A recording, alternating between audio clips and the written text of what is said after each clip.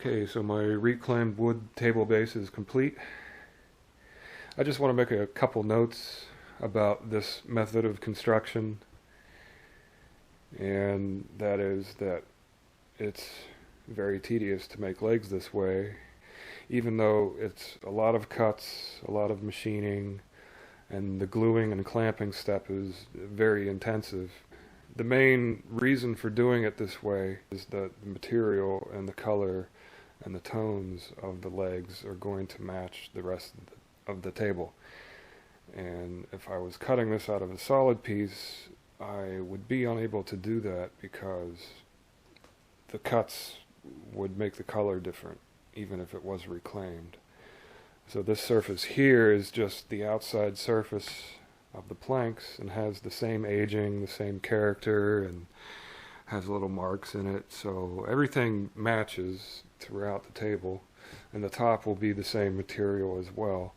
And so frequently that's a design requirement that I have to work with, and generally you don't want parts of the table to show a different color or a different tone. So it's always a good thing to have everything to match, and this way guarantees that I will be able to get a consistent color tone throughout the entire piece of furniture.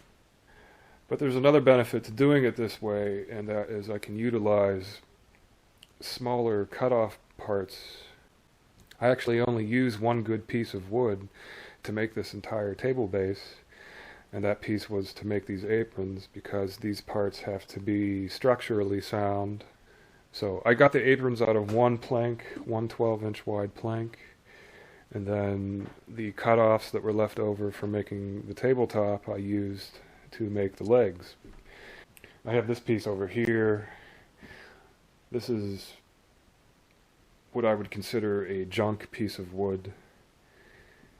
The knots and these deep cracks make it unusable for a lot of things, but if I needed to, I could use this for making table legs, because I could get, one, maybe two or three good clean pieces, maybe even four here. I might be able to make a whole table leg utilizing this piece of wood if I can kind of plan my cuts around those big knots and those cracks.